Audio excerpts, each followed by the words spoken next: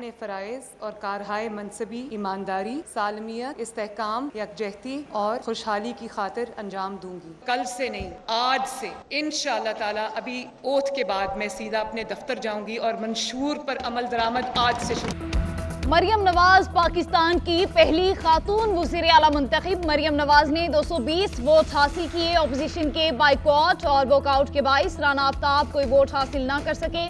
Governor Punjab ने नौमुंतखब वज़ीर आला से हल्फ लिया।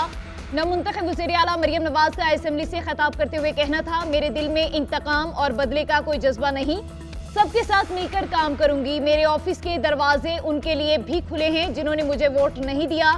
लाहौर में वाईफाई की मुफ्त रसाई देंगे। पंजाब को बिजनेस हब बनाएंगे। करप्शन के लिए जीरो टॉलरेंस पॉलिसी पर अमल करेंगे। रमजान के लिए निगहबान पैकेज बनाया गया। अवाम की दहलीज तक उनका हक पहुंचाएंगे। मेरिट पर नौजवानों के तालीमी अखराजात और वजीफा दिया जाएगा। Youth loan, small business loan और फ्री लैपटॉप स्कीम जारी रखेंगे।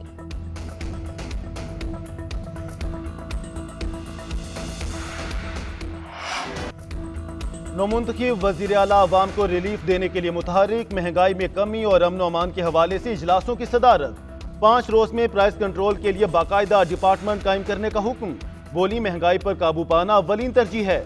मरियम नवाज का अमन अमान के हवाले से इजलास में कहना था, अमन अमान लाजिम है लेकिन शहरियों की इज्जत और उन्हें तौहीन से बचाना भी उतना ही जरूरी है। वज़ीर आला पंजाब आज सिविल सेक्रेटेरिएट का दौरा और इजलास की सदारत करेंगी।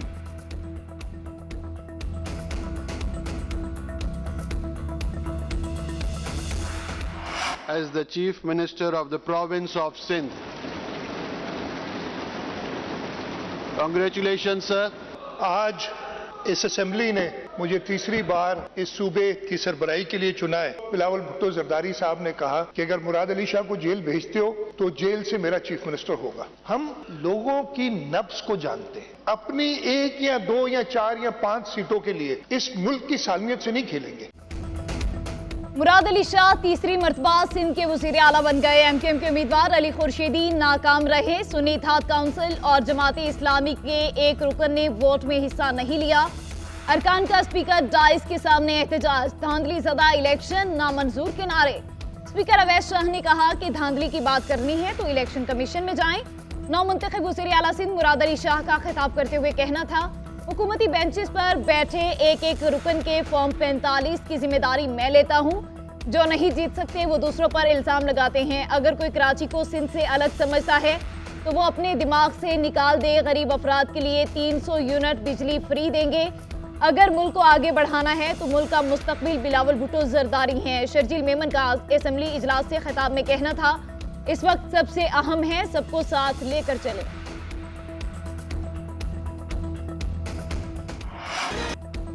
सदर ने कौमी असेंबली इजलास बुलाने की समरी मुस्तरद कर दी। ऐवान सदर हुकाम की तस्दीक। बयान में कहा, मुस्तरद समरी वजीर आजम हाउस को वापस भिजवा दी। ऐवान सदर ने मौक़िफ़ अपनाया। मखसूस नशिस्तों का फैसला न होने की वजह से ऐवान नामुकम्मल है। स्पीकर राजा परवेज अशरफ का कौमी असेंबली का इजलास 29 फरवरी को सुबह 10 बजे तलब करने का फैसला।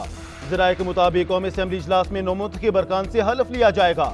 कौमी असेंबली हुकाम का कहना है, सदर की जानिब से समरी मुस्तरद करना कोई मानी नहीं रखता। 21वें रोज नौमुंतखब कौमी असेंबली का इजलास बुलाना आईनी जरूरत है। इजलास आइन में दी गई मुद्दत के मुताबिक होगा। तैयारियां शुरू कर दी गई हैं।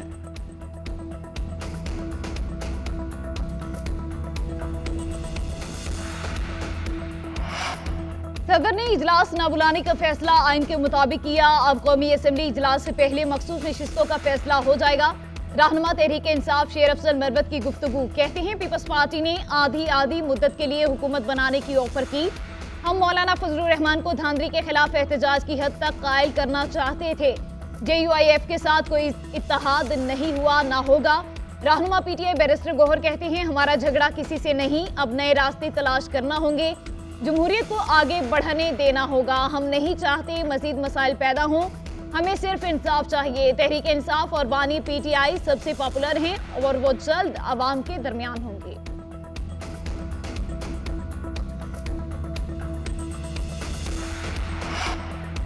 सुन्नी इत्तेहाद कौंसिल को मखसूस नशिस्तें देने का मामला। इलेक्शन कमीशन का फुल बेंच आज समाअत करेगा। इलेक्शन कमीशन ने इजलास में फुल बेंच के जरिए मामला सुनने का फैसला किया। इलेक्शन कमीशन आज सुन्नी इत्तेहाद कौंसिल को मखसूस नशिस्तें न देने की दरख्वास्तों की भी समाअत करेगा। खालिद मकबूल सिद्दीकी समेत 4 दरख्वास्त गुजारों को नोटिस जारी। दरख्वास्तों में सुन्नी इत्तेहाद कौंसिल को मखसूस नशिस्तें न देने की इस्तदा की गई है।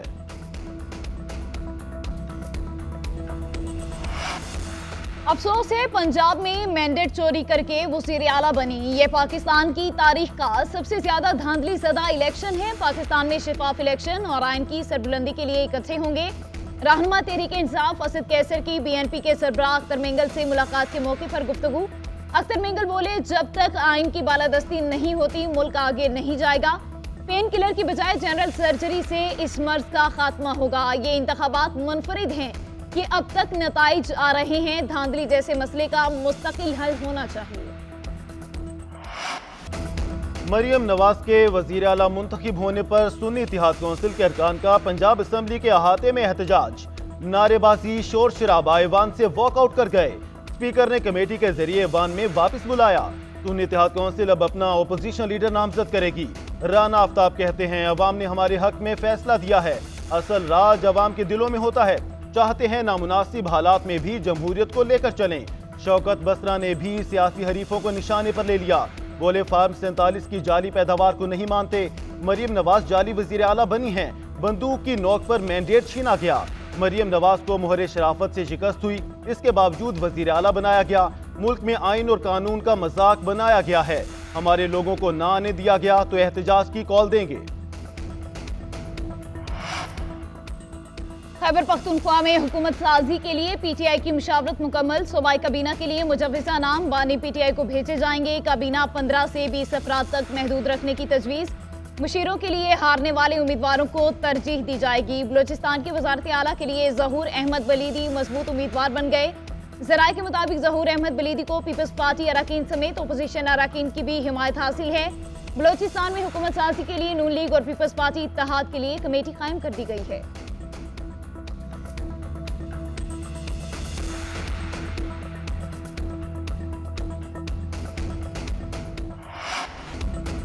सुप्रीम कोर्ट में जुल्फिकार भुट्टो रेफरेंस पर आज फिर समाअत होगी। गुज़श्ता समाअत में अदालती मावन खालिद जावेद खान के दलाइल मौक़िफ़ इख्तियार किया कि सुप्रीम कोर्ट में जुल्फिकार अली भुट्टो केस का ट्रायल दोबारा नहीं खोला जा सकता। सुप्रीम कोर्ट इस हद तक जरूर करार दे सकती है कि भुट्टो केस गलत तरीके से चलाया गया। चीफ जस्टिस ने रिमार्क्स दिए कि जुल्फिकार भुट्टो केस तारीख का वो वाहद फौजदारी फैसला है जो 935 सफ़हात पर मुश्तमिल है। क्या कभी इससे तवील फौजदारी फैसला लिखा गया है तो बताएं। जस्टिस जमाल मंदोखेल ने कहा, इतने तफसीली फैसले से लगता है जिन जजेस ने फैसला दिया वो खुद भी मुत्तफिक नहीं थे, इसलिए इतनी तफसील लिखी गई।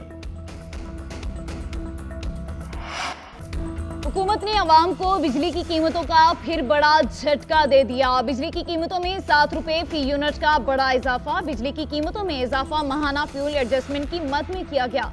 इत्तला आइंदा माह से और के इलेक्ट्रिक के अलावा तमाम सार्फिन पर होगा।